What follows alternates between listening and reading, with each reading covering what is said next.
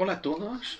Entonces, siguiendo con la pregunta que nos hicieron, la cuestión del diezmo, es decir, el maaser. ¿Cómo se hace el cálculo para determinar cuál es el 10%, digamos, el diezmo, o es decir, el maaser del dinero, de los ingresos, de las ganancias de uno que tienen que dedicarse a los pobres, que tienen que sustraerse a, a las ganancias de uno? Esto no es el dinero de la tzedakah es otra cosa, la tzedakah es la limosna, cuando ayudamos a otros, y, y tampoco bueno, la origen del maser está en la Torah, cuando, de acuerdo con la cosecha de uno, tenía el agricultor que separar el 10% de su producción a los Koanim y los Levim. ¿Sí? Esto es el Maser. Los Koanim y los Levim no solamente eran los sacerdotes en el templo, también eran los maestros, y estos que venían de ciudad en ciudad y que enseñaban a los jóvenes, a los chicos, la Torá, la Salahot, el Aleph-Bet, cómo leer, escribir, es decir, y la gente de la ciudad, los pueblos, lo recibía y le daban el 10%, digamos el diezmo, como para que pudieran comer, existir. ¿Sí? Bueno, entonces hoy en día no hay más templo, luego la mitzvah del Maser es de Rabanán, y cada judío está obligado, digamos, a dar el diezmo de sus ganancias a, como recuerdo de Maser. Entonces, para definir un poco cómo calcularlo, se hace más o menos lo siguiente. Final de mes o final, digamos, uno tiene, digamos, hace la cuenta de sus ganancias para el mes, ¿sí? O sus ingresos. Entonces, digamos que uno recibió X, y del monto neto de sus ganancias va a calcular el 10% y lo va a donar a alguna institución o a los pobres, así como lo vamos a ver enseguida. Sin embargo, para ganar el dinero, digamos, tuvo gastos, digamos, tuvo que invertir para que determinada situación sea posible, la situación en que haga este dinero.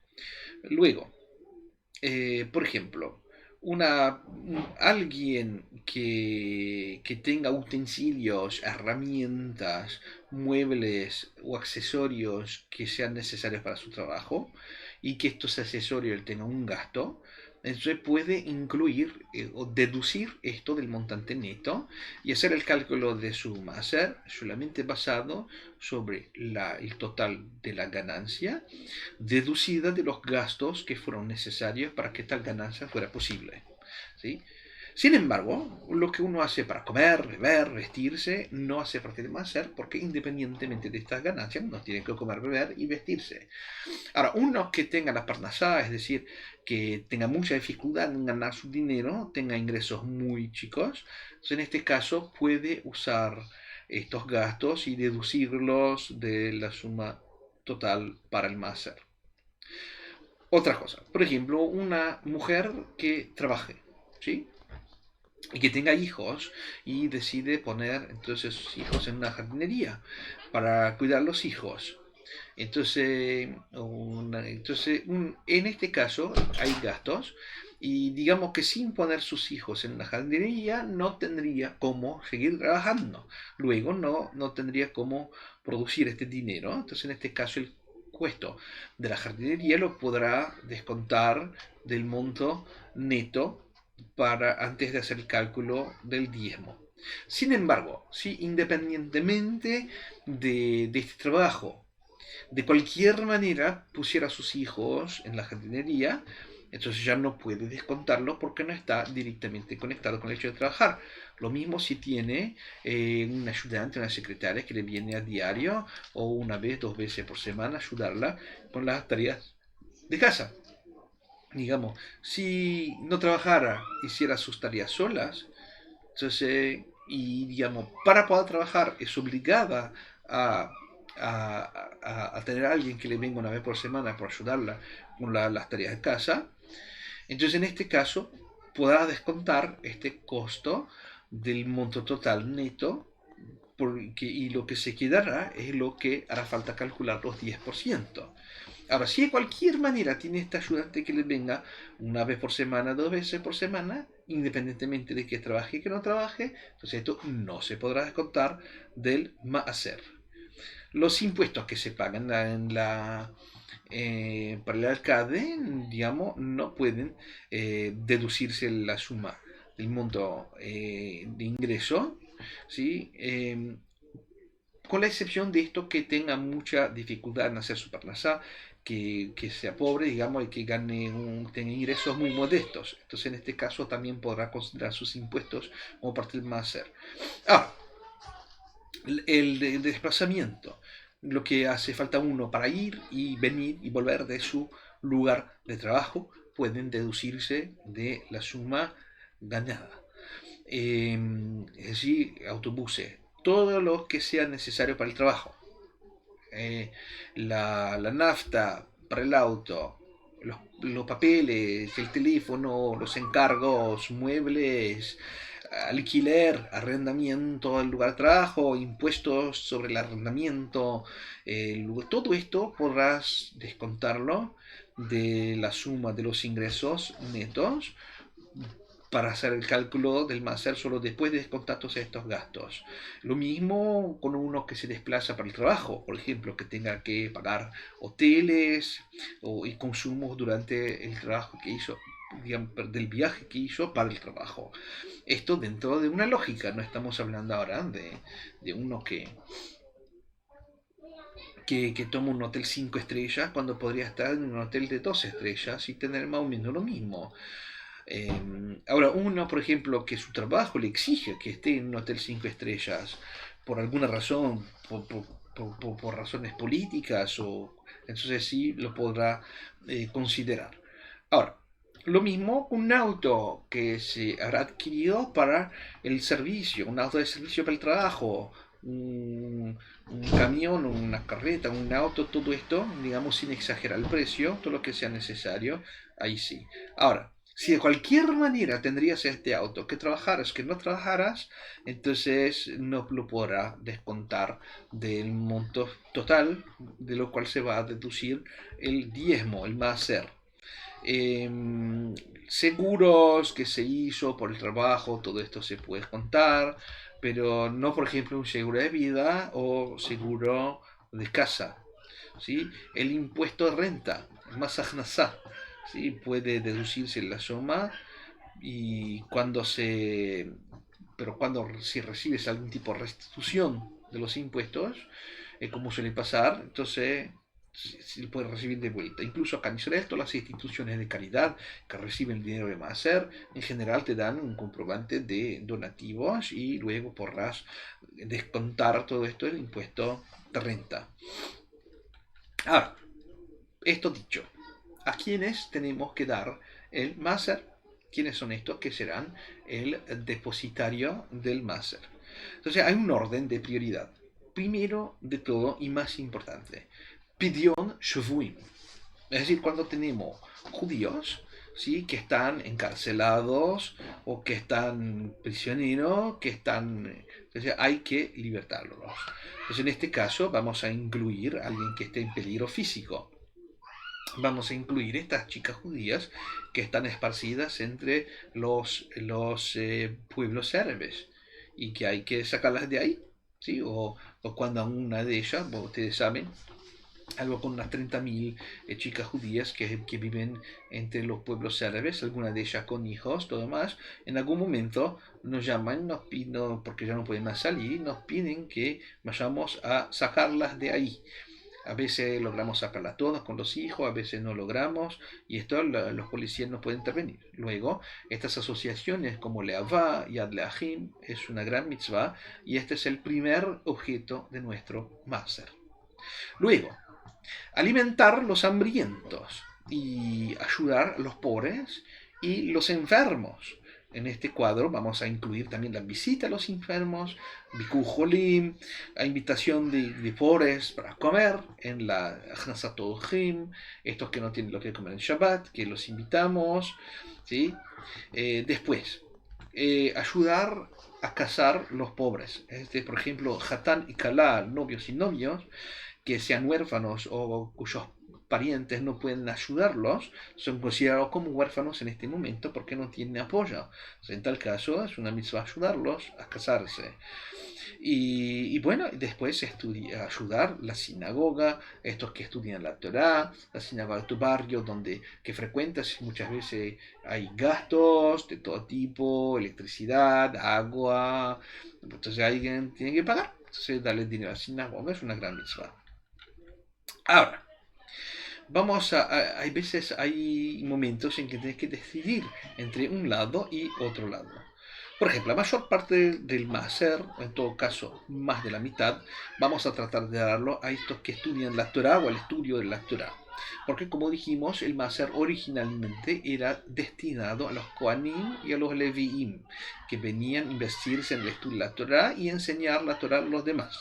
Entonces, estos que enseñan la Torah, estos que enseñan la Torah en público, estos que vienen en cada ciudad a enseñar a los jóvenes, todo esto hay que ayudarlos.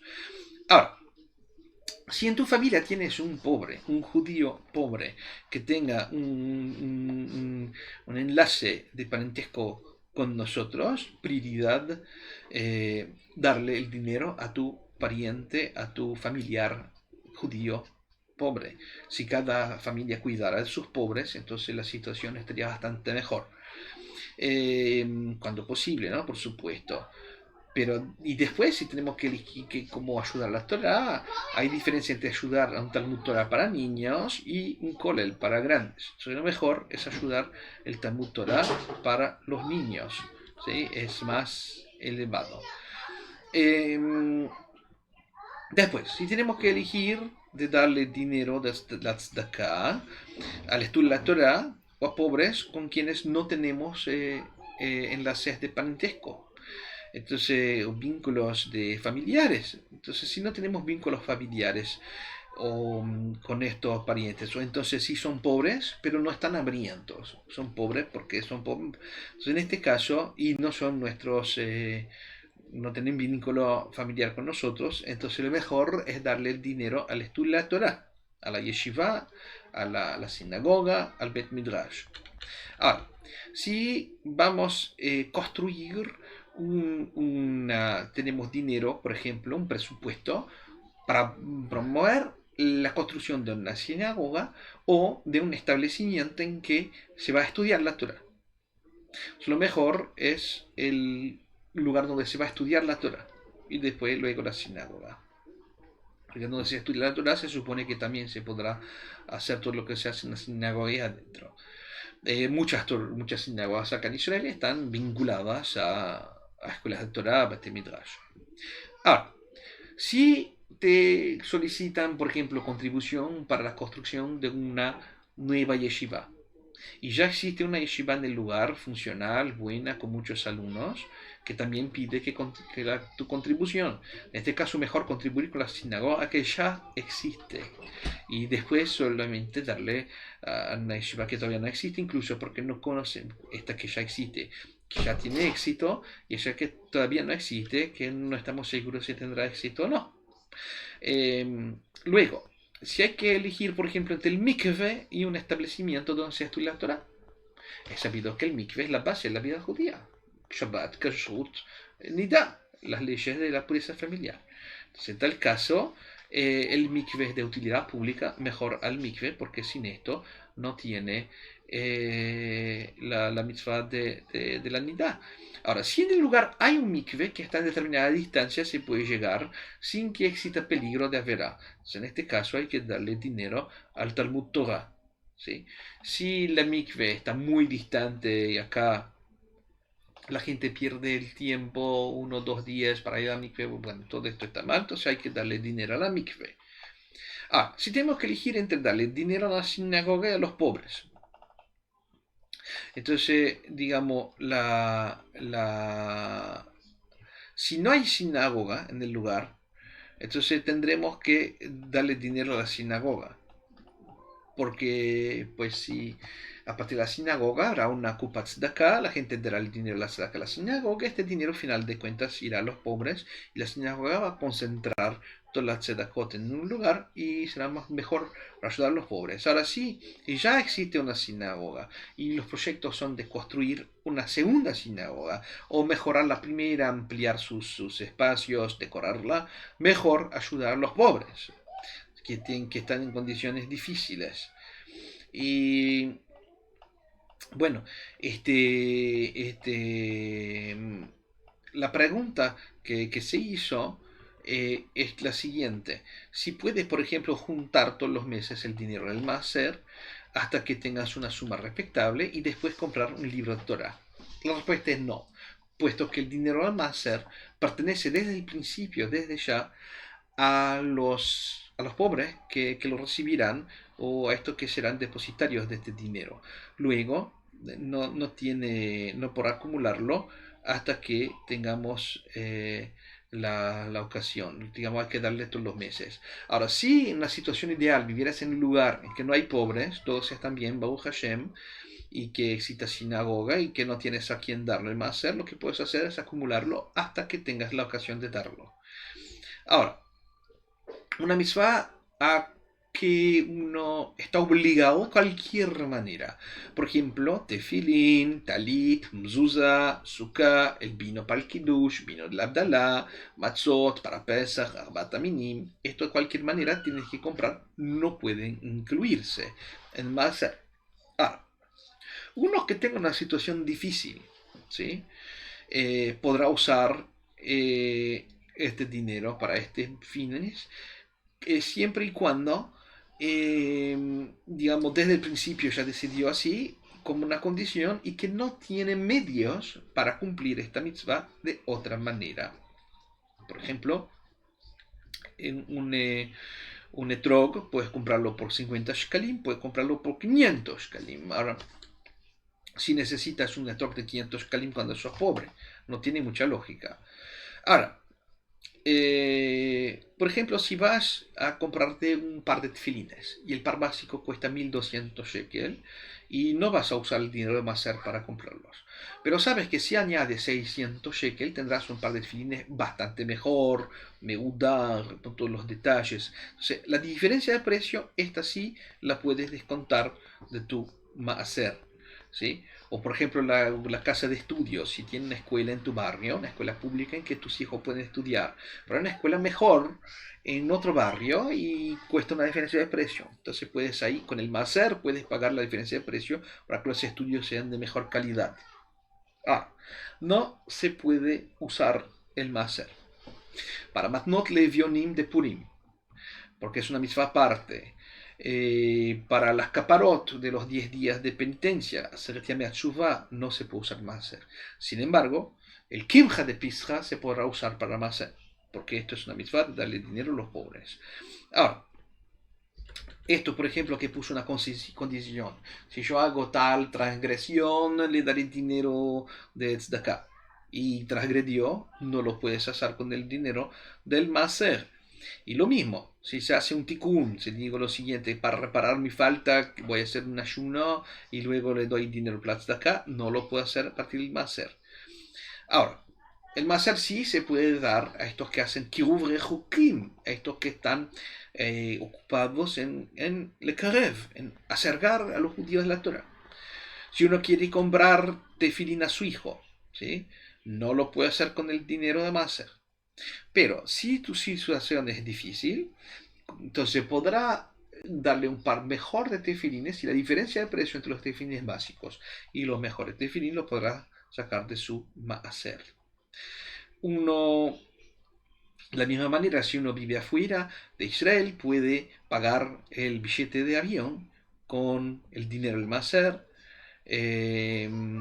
puede como un viaje de estudio, ¿sí? Pero no, por ejemplo, gastos en hoteles, consumos, un consumo un poco más allá, no con el dinero del máster. Uno puede ayudar pobres, adquirir tumbas, ¿sí?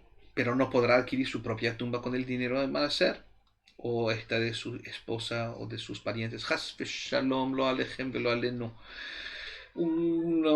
Sí, se puede dar macer a organizaciones que salvan vidas, que salvan embriones, organizaciones que ayudan a enfermos, a viudas, a ciegos, a chicos excepcionales, a enfermos de cáncer, todo lo que quieras, todo esto está bien, puedes dar macer, ¿sí?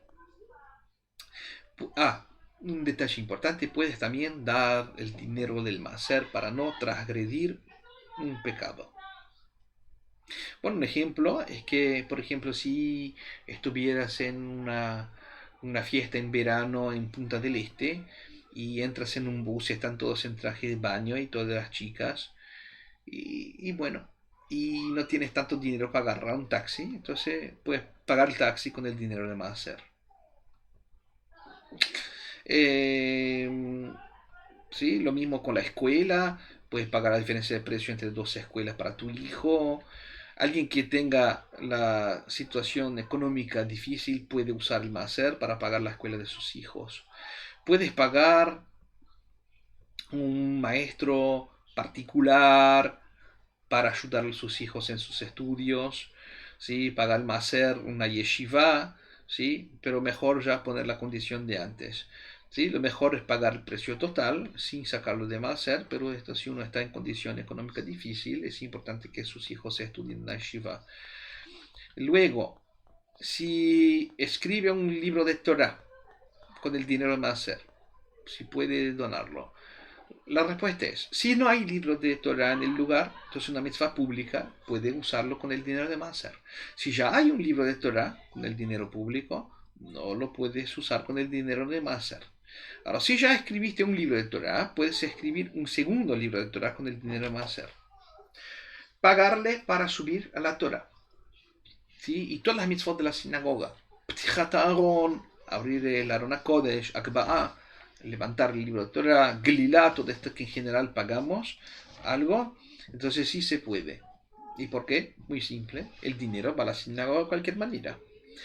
Puedes usar el dinero del Maser para organizar bar mitzvah o casamientos, matrimonios de estos menos favorecidos, de estos menos abastados, ¿sí? Y puedes usar el dinero de Maser para que un pobre pueda estudiar y aprender una profesión, ¿sí? Financiar la edición de un libro de Torah, libro de Alajot y todo lo demás que el público pueda necesitar. Muy bien, si alguien tiene preguntas, vengan al final de clase. Pasamos ahora al segundo asunto.